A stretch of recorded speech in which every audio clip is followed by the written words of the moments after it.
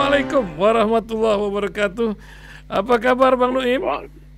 Alhamdulillah, kabar baik. Waalaikumsalam warahmatullahi wabarakatuh. Masya Allah, dingin-dingin sedap nampaknya nih di Melbourne hari ini ya. Tapi demo terbesar terjadi kemarin kalau tidak salah, bukan begitu Bang Nuim, di Sydney ini juga membawa foto-foto pers ya, 200 lebih yang syahid. Ini kan menyebabkan Bang Nuim sebagai insan pers ini menjadi sebuah pertanyaan. Ini perang gila-gilaan ini, dan Australia nampaknya setidaknya rakyatnya menentukan sikap dalam demo kemarin yang gede-gedean. Sementara pengungsi sedang bergerak dari satu tempat ke tempat lain di jalur Gaza. Sedih kami melihatnya, luar biasa.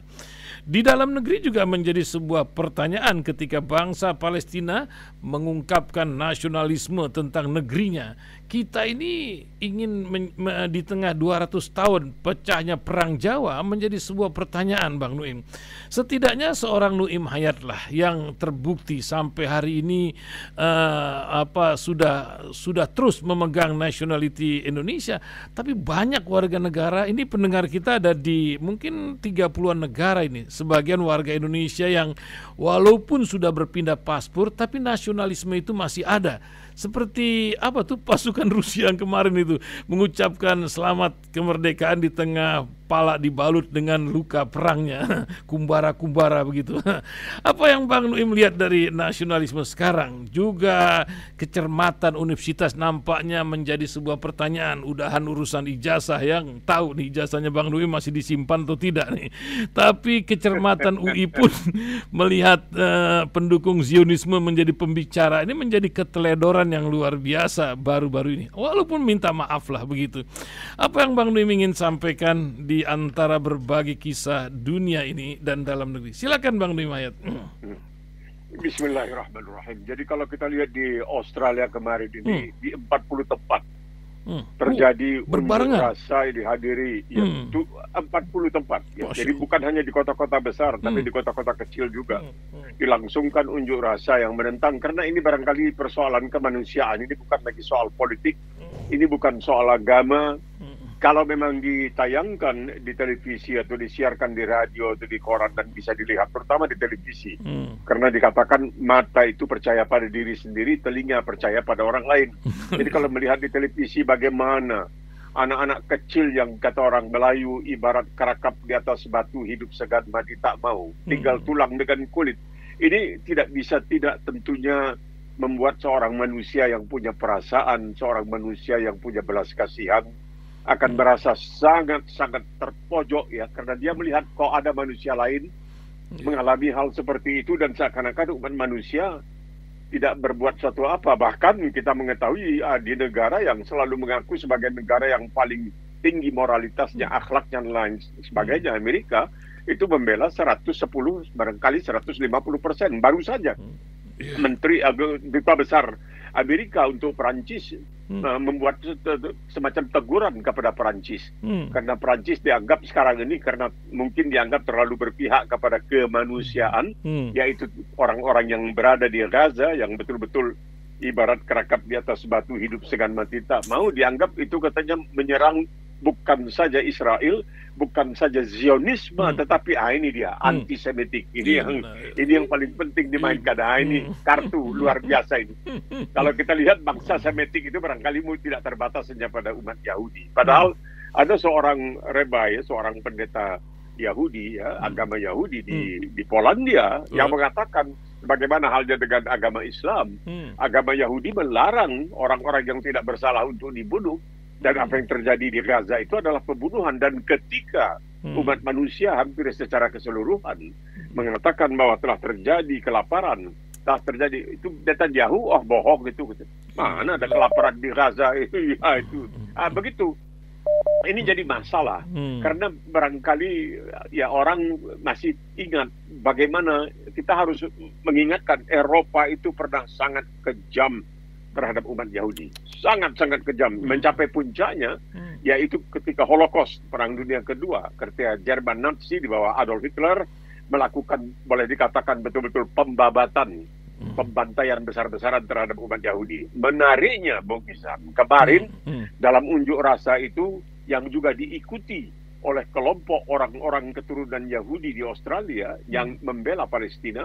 Lalu seorang di antaranya, seorang perempuan mengatakan, kami yakin pada saat ini, katanya, saudara-saudara kami yang pernah dibantai di masa lalu, sekarang berada di akhirat, turun ke bumi, gitu. Untuk juga menyampaikan perasaan mereka melihat apa yang terjadi di Gaza. Tetapi kita tidak mendengar banyak dari negara-negara Timur Tengah, ya, kurang mendengarlah begitu. Ini menarik sekali. Ya, karena apa? Karena semuanya barangkali sudah diperingatkan oleh Amerika. Jangan macam-macam. Tersandra. Dan mereka tentunya sangat takut kepada Amerika. Lebih takut kepada Amerika barangkali daripada kepada Tuhan. Wallahu a'lam.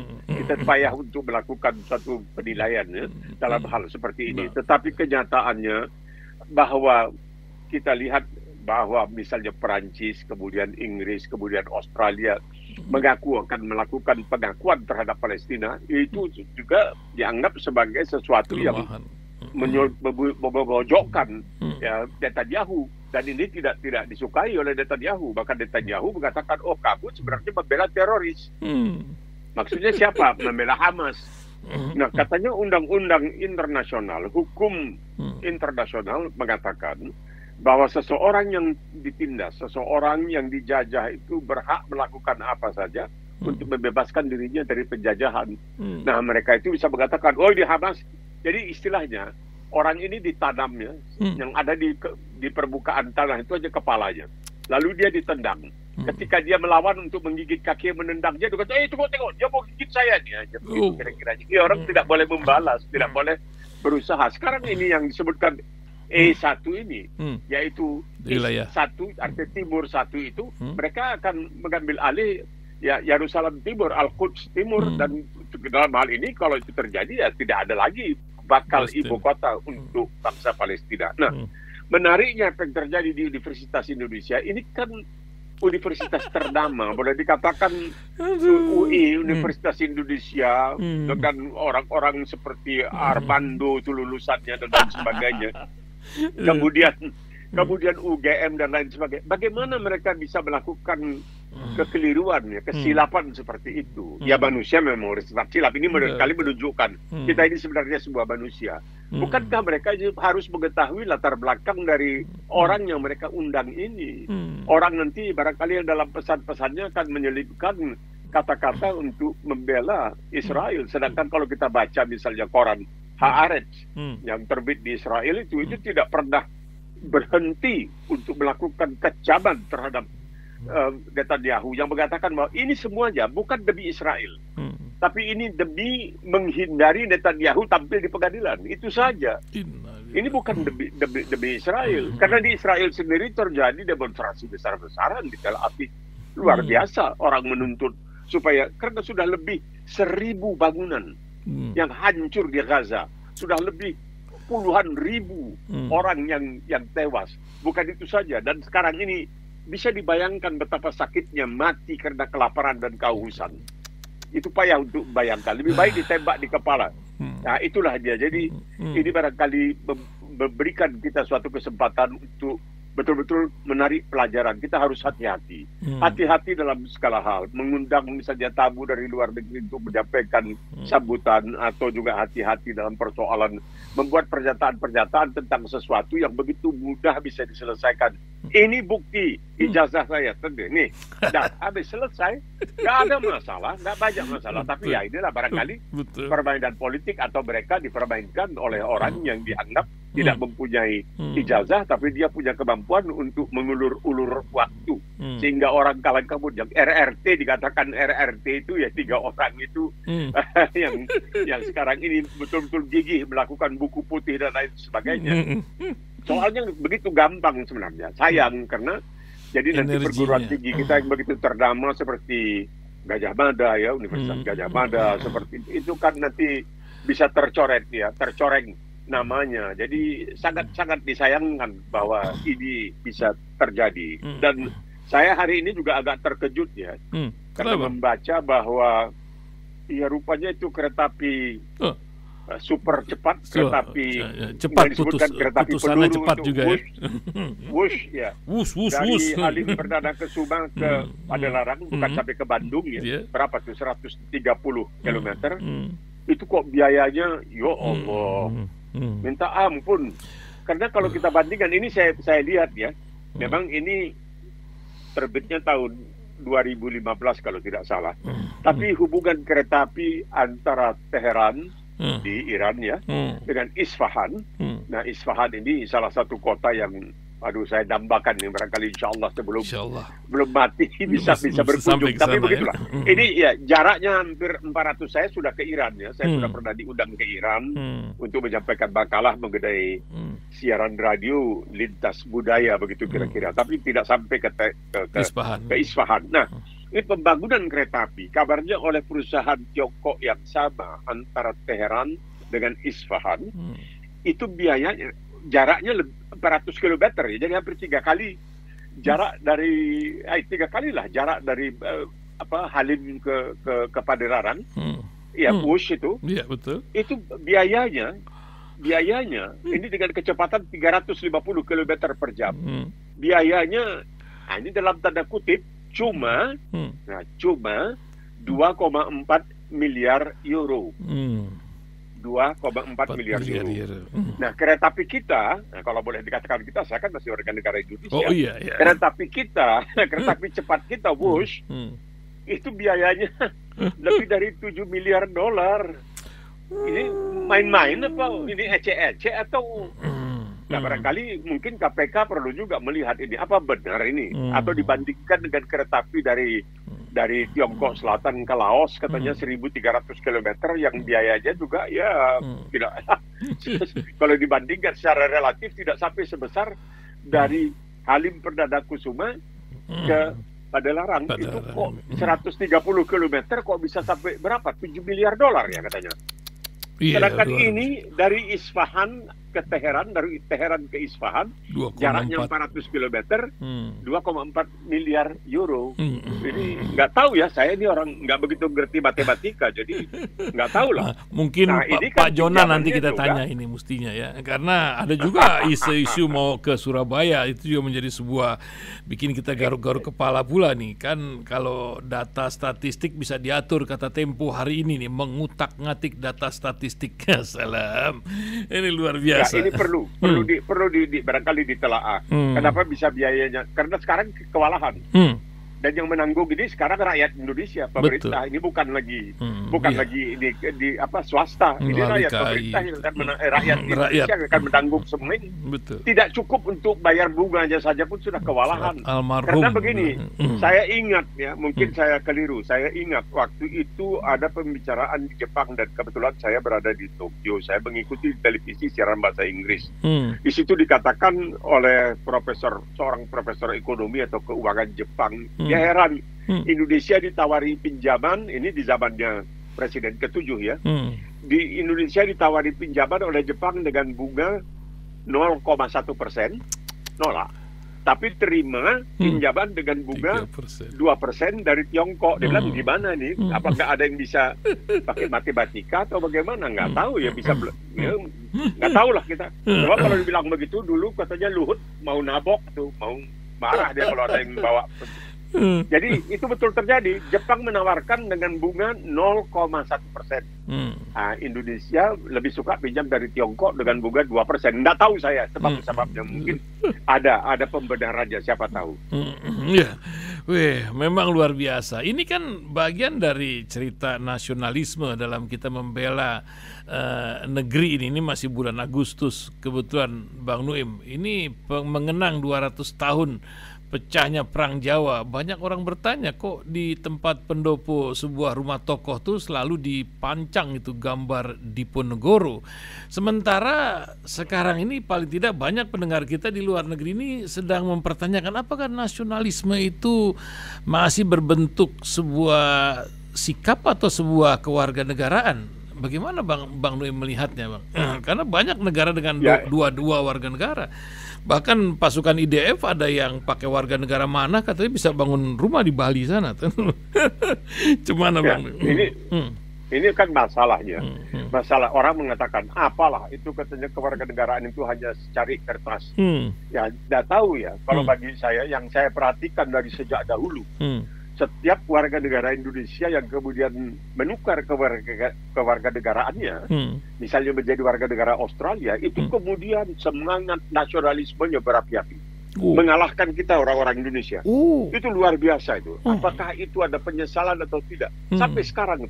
Di sekarang ini yang paling giat, yang paling rajin, yang paling gencar melakukan usaha-usaha untuk memperkenalkan Indonesia adalah orang-orang Indonesia yang telah menjadi warga negara Australia.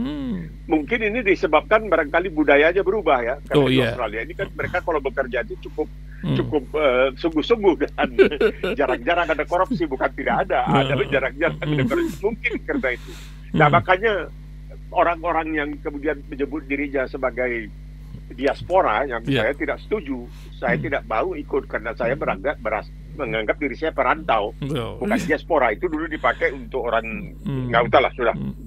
Mereka memakai diaspora, saya pakai perantau. Saya ini perantau, orang yang merantau dari Medan sekarang ke Australia. Jadi kita ini memang punya misalnya tanggung jawab, punya kecintaan sangat luar biasa. Contoh, kemarin ini hari Sabtu diperingati ulang tahun ke-60 berdirinya sebuah organisasi warga Indonesia di Victoria, namanya IKA Wirya, Ikatan Warga Indonesia di Victoria. Ini tahun 65 kalau tidak salah dibentuk di sini. Saya ke Australia pertama kali tahun 67. Waktu itu belum ada konsulat jenderal, tidak ada perwakilan diplomatik. Tapi kami, di sini kami karena saya juga ikut di dalamnya, itu melakukan macam-macam hal untuk memperkenalkan kebudayaan dan bangsa Indonesia kepada orang-orang di Australia tanpa pamrih, tanpa dibayar, tanpa bayar bensin sendiri, semuanya bayar sendiri. Dan itu bisa kami lakukan, sangat luar biasa. Jadi bisa, memang bisa. Maksudnya untuk orang-orang Indonesia itu punya semangat yang seperti itu. Kita tahu bahwa perjuangan kemerdekaan itu juga dahulu ada gerakan-gerakan di Australia ini dan lain sebagainya. Dan juga kita mengetahui bahwa sebenarnya buruh pelabuhan di Australia ini ikut sangat berjasa karena mereka memboikot kapal-kapal Belanda yang akan ke Indonesia membawa senjata dan lain sebagainya, sehingga almarhum Bung Tomo pernah mengatakan kepada saya, waduh kita terima kasih nih kepada Australia, di buruh-buruhnya itu betul-betul mereka itu membela. Nah tapi kembali kepada persoalan orang-orang Indonesia ini, begitu mereka menukar ke warganegaraannya, mereka menjadi, saya lihat sangat fanatik, terus terang saja sangat fanatik. Saya heran kenapa ini bisa terjadi. Jadi ini menarik sekali mereka itu dikaji. Cuma akan menarik juga dan akan lebih baik bagi kami kalau misalnya seperti banyak negara lain itu memberikan kesempatan kepada warga negaranya yang berantau ke negara asing untuk memiliki dui kewarganegaraan. Ini pernah ada. Dalam tahun 60. Kalau tidak salah, di zaman Bung Karno ini pernah ada, tapi hanya dibatasi kepada orang-orang Tionghoa. Mereka diperbolehkan untuk memegang dua kewarganegaraan. Tapi sekarang ini tidak diperbolehkan lagi. Tapi banyak. Kabarnya banyak orang-orang kaya yang punya banyak yang diam-diam begitu ya. Betul. Ya karena data kita kan di sini ya salah begitu Bang Nuim. Tidak tahu lah, tanyalah kepada si Noel ya. Si Noel ini tanya kepada si Noel, dia yang barangkali lebih mengetahui. Dia itu melakukan kebodohan, kesalahan yang diulang-ulang diteruskan. Harus mungkin kalau bikin kesalahan yang baru, jangan yang lama gitu kan. Ini nampaknya langsung minta amnesti pula lagi. Ya salam, kita jadi bingung ini. Tapi memang negeri ini luar biasa menjalani sebuah cerita yang terlalu bisa Bang Nuim, orang bilang negeri ini terlalu kaya untuk dikorupsi. Artinya tidak habis-habis alamnya. Apa bisa dikatakan demikian Bang Nuim? Ya ini dia. The curse of resources itu yang seperti kita sebutkan kemarin minggu lalu kutukan dari sumber daya alam. Karena begitu banyaknya sumber nggak apa-apa, ini cuma segini nggak akan bangkrut kita. Jadi mungkin ada perasaan seperti itu, tetapi ini kan soal moralitas, soal akhlak. Yang dikatakan oleh Karen Armstrong, ini mantan biarawati. Dia seorang non-muslim, dia meninggalkan gereja untuk kemudian menjadi penulis dan banyak menulis buku tentang Islam. Dia di halaman pertama dari bukunya itu tentang sejarah Islam, sejarah singkat Islam itu, dia mengatakan sesungguhnya halaman pertama barangkali baris ke-10 atau ke-11. Sesungguhnya Al-Quranul Karim itu mengamanatkan kepada umat Islam untuk membentuk sebuah masyarakat yang adil dan beradab, dalam mana setiap anggotanya diperlakukan dengan hormat. Nah, ini merupakan suatu tanda. Kalau yang dikatakan oleh Sri Mulyani tentang ekonomi syariah dan lain sebagainya, kenapa perlawanan yang dilakukan oleh Rasulullah SAW di Mekah itu adalah pertama-tama bukan saja melawan kejahiliahan itu, tetapi adalah untuk memberikan kesempatan kepada yang selama itu tertindas dizalimi mendapatkan kesetaraan. Itu kesetaraan itu. Jadi maknanya seperti yang dikatakan dalam Al-Quran, inna akramakum indallahi atqakum, bahwa yang paling mulia itu adalah yang paling takwa. Takwa itu apa? Kemarin juga ada disebutkan oleh seorang ahli lulusan dari Universitas Melbourne asal Makassar. Dia mengatakan, dan ini saya pernah dengar juga zaman waktu saya masih kecil, takwa itu adalah ibarat orang berjalan dengan kaki ayam di tempat yang banyak durinya. Jadi dia harus hati-hati. Jangan sembarang pijak saja. Hati-hati sampai tidak melakukan pelanggaran terhadap hukum. Tidak menganiaya. Tidak merampas hak orang lain. Kembali kepada apa yang dikatakan oleh Mahfud MD. Kalau kita memang percaya kepada Muhammad Mahfud Wahidin yang pernah menjadi Menko Polhukam. Kalau saja kita bisa menyelamatkan tambang-tambang kita di Indonesia, maka setiap warga di Indonesia, setiap orang, setiap jiwa, 280 jiwa di Indonesia itu bisa mendapatkan 20 juta rupiah sebulan. Anak-anak, orang tua dan lain sebagainya. Jadi kan ini seperti yang terjadi sekarang ini dengan persoalan K3 ini, persoalan ketenaga kerjaan ini. Kenapa bisa terjadi? Di satu sisi dia mengatakan hukum mati dan lain sebagainya, di sisi lain dia melakukan hal yang sama. Apakah dia menganggap bahwa ya orang lain kalau melakukan hukum mati, kalau saya tidak, jangan dong. Tidak bisa. Ini kejujuran. Tetapi masalahnya, nah ini kesalahannya itu istilahnya itu copycat kata orang Inggris. Jadi apa? Jiplak. Dia melakukan, kalau saya nggak melakukan, bodoh dong saya. Itu. Padahal kan tidak bisa, kejahatan itu tidak bisa diakali seperti itu. Tidak masuk di akal. Ya luar biasa. Ya, kejahatan yang nampaknya masih dicari jalan keluarnya di negeri ini. Tapi begini, Bang Isan, satu silakan. lagi. Ada satu hadis yang mengatakan ini seorang dia jual kayu. Dan kayu itu dibeli oleh seseorang. Nah, dia tungguin kayu itu di luar rumah tadi. Ketika orang itu masuk ke dalam untuk ngambil duit untuk dibayar, orang ini dari kayu yang sudah dijualnya itu belum dibayar, tapi sudah dijual. Betul. Dia ambil satu duri dari kayu itu untuk tusuk gigi. Itu saja sudah mencuri. Itu pun sudah dalam Islam dianggap sudah mencuri. Dia jual kayu.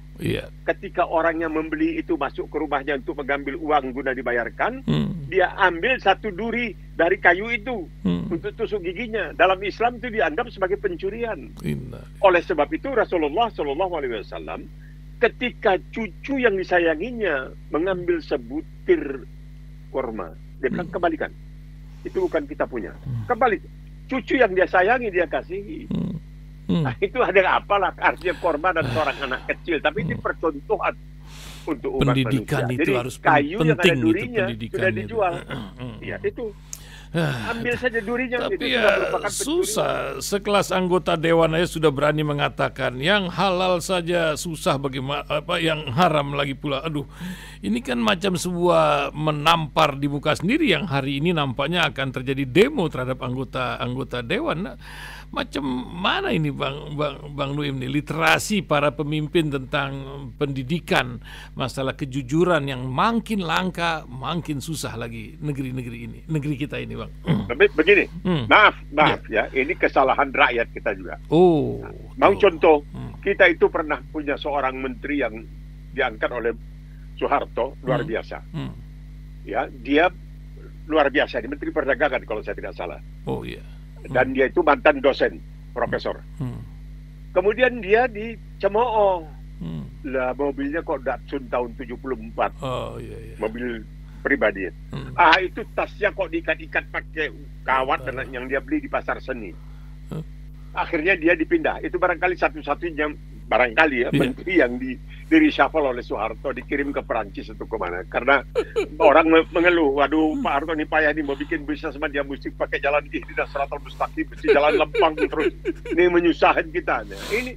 Ini orang seperti ini ditertawakan lah menteri kok kayak gitu. Bagaimana tuh kalau sekiranya sekarang terjadi orang yang bertanggung jawab, yang paling berjasa dalam mendirikan negara kesatuan Republik Indonesia yang kita bangga-banggakan sekarang ini, yaitu Muhammad, yaitu Natsir, Allah yarhamu. Dia itu bagaimana ketika dicopot dari jabatan sebagai Perdana Menteri, kalau tidak salah pulang naik boncengan sepeda. Bagaimana seorang Baharudin Harahap dari Masyumi ketika hasil pemilihan paling demokratis tahun 1955 dan dia akan diangkat menjadi Perdana Menteri, harus ke kiri, ke kanan, ke sana, kemari, ke utara, ke selatan, pakai sepeda untuk minjam jas, untuk meminjam jas. Nah, itu akan ditertawakan kalau orang itu, wah masa menteri kan. Itu macam Mari Muhammad itu juga yang istrinya kemarin baru wafat juga ya. Mungkin itulah orang-orang itu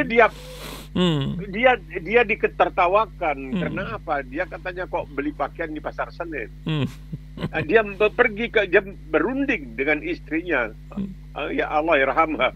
Itu saya akan jadi menteri ini. Karenanya penghasilan kita ini akan berkurang. Karena dulu waktu saya jadi Direktur Jenderal Pajak, saya bisa kasih kuliah sana, kuliah sini, tambah sedikit sini.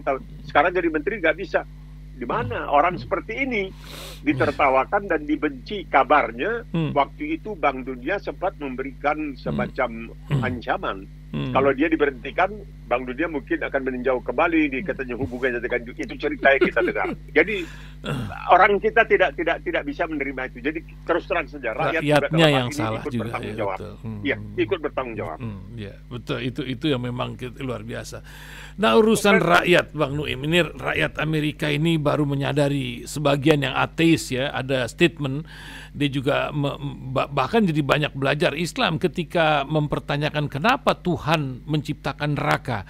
Begitu ngelihat kelakuan Zionis terhadap warga Gaza, mereka baru sadar, oh inilah perlunya neraka gitu. Apa Bang Nuim lihat ini sebuah literasi kemanusiaan yang mendunia gitu? Macam mana Bang Nuim ketabahan orang-orang di Gaza ini? Jadi kan ini sekarang hampir tidak masuk akal. 60% rakyat Amerika sudah mulai tidak lagi 100% terhadap Israel. 60%. Kalau dahulu right or wrong, mereka itu lebih membela Israel daripada membela siapapun. 3 miliar selalu dikatakan ini satu kesalahan. Oh ini Amerika ini katanya dia patuh pada ini karena orang Yahudi duitnya dikasih ke Amerika. Tidak, yang kasih duit kepada Israel itu Amerika. 3 miliar dolar setiap tahun, ditambah lagi sekian ratus juta dolar sana kemari. Itu yang kebalikan, bukan mereka yang beri duit kepada Amerika yang memberi duit kepada mereka. Jadi mereka melihat apa yang terjadi sekarang ini, mereka tidak percaya bahwa ini di abad ke-21 hal seperti itu bisa terjadi dan umat manusia, terutama negeri mereka sendiri, terutama pemimpin mereka sendiri. Kita mengetahui ketika terjadi peristiwa bulan Oktober waktu itu masih Joe Biden langsung ke Israel untuk memeluk Netanyahu dan lain sebagainya. Nah, itu jadi kita melihat di sinilah. Jadi jangan bicara mengenai persoalan akhlak kalau kamu sendiri tidak punya akhlak dalam hal ini. Jadi jangan mengaku sebagai orang yang beragama kalau ini dibiarkan dalam agama kamu tidak diperbolehkan sebenarnya. Kalau Islam sudah jelas ya, itu dalam dikatakan kalau kamu menghilangkan satu nyawa tanpa alasan, itu sama dengan menghilangkan nyawa seluruh umat manusia. Dan ini anehnya, ada seorang pujangga Inggris ya, namanya John Donne kalau tidak salah, di abad ke-17 barangkali. Dia membuat satu sajak yang isinya seperti ini. Mungkin dia mendapatkan itu dari Al-Quran, wallahu a'lam. Halo? Sajaknya macam mana, Bang? Ya. Itulah. Bahwa kalau kematian satu orang itu jangan anggap itu kematian satu orang, tapi itu kematian untuk semua manusia. Begitu kira-kira sajaknya. Masya Allah. John Donne itu ya. Luar biasa. Ya, nampaknya sebagai penutup, banyak orang menunggu nasihat dari senior citizen kita.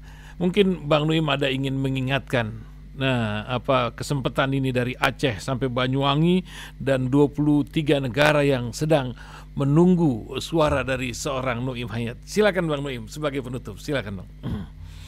Jadi kita kan diajarkan seperti saya katakan tadi, yang dilakukan oleh Rasulullah SAW itu adalah, kalau dalam bahasa kerennya, bahasa Inggrisnya egalitarian, yaitu sama rata, sama rata dan lain sebagainya. Itu sangat penting ya di dalam Islam itu. Bagaimana? Jadi itulah adanya zakat yang diberikan itu. Zakat itu dimaksudkan pemberdayaan, karena memang Rasulullah itu ingin melihat adanya persamaan.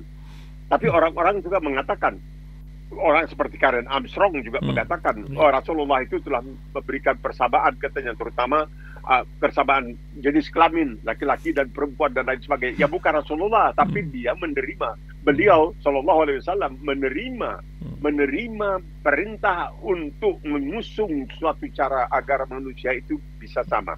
Nah, dalam hal ini kita juga harus melihat bagaimana Islam itu memperlakukan umat manusia. Ada yang mengatakan, oh, perempuan itu lebih rendah harkatnya. Tidak juga. Sebab kalau dikatakan bahwa Rasulullah mengatakan, kalau kamu mencari surga, jangan cari lebih jauh dari telapak kaki ibumu. Ya itu kan 3 kali ditanya, siapa yang harus dicintai? Selalu ibumu. Itu perempuan. Jadi Islam ini memang berusaha ya, sebagai suatu agama untuk meyakinkan umat manusia bahwa perlu adanya kesetaraan, karena tidak boleh ada yang satu lebih unggul dari yang lain tanpa ada alasan. Inna akramakum indallahi atqakum. Ya ayuhan nas, ini ditujukan kepada manusia secara keseluruhan, kepada manusia ya. Aku jadikan kamu dari laki-laki min dzakarin wa untha wa ja'alnakum syu'uban wa qabail lita'arafu. Jadikan bentuk-bentuk dan lain sebagainya supaya sama. Inna akramakum indallahi atqakum. Dan di antara kamu yang paling bagus itu, yang paling besar, yang paling mulia itu adalah takwanya. Nah, takwa itu seperti dikatakan tadi, ini menurut Sayyidina Umar bin Khattab antara lain, bahwa takwa itu punya arti, kalau jalan kaki ayam di tempat yang banyak durinya, hati-hati. Jadi jangan sembarang jalan begitu saja, tapi hati-hatilah. Nah, dan kita pinjam lagi kejadian yang mengatakan bahwa seorang yang menjual kayu, padahal belum dibayar, tapi sudah terjadi kesepakatan jual beli. Ketika orang yang membeli masuk untuk mengambil uang, dia ambil 1 duri dari kayu itu. 1 duri itu dianggap sebagai pencurian tanpa izin yang jadi inilah ajaran Islam yang katanya baru diterapkan. Tapi kita mengetahui ketika misalnya KPK dahulu punya orang-orang seperti Novel Baswedan dan lain sebagainya, dan mereka itu kebagian ada 50 orang mereka yang kemudian ya itu yang hebat-hebat, yang jujur-jujur dikatakan itu Taliban. Jadi kita kesalahan bangsa sebagian lah, tidak semua kesalahan dari sebagian bangsa kita. Kenapa yang baik itu lalu dikatakan tidak baik? Itu dia yang jadi betul haqqa, yang baik, yang benar-benar, batil, yang batil adalah batil. Ya. Insyaallah. Wah, luar biasa Bang Nuim. Mudah-mudahan ini menjadi pencerahan dan pengisi ruang waktu dengar kita pagi ini yang bermanfaat. Syukron. Terima kasih Bang Nuim Hayat. Sampai bertemu Senin mendatang insyaallah. Assalamualaikum warahmatullahi wabarakatuh. Waalaikumsalam warahmatullahi wabarakatuh.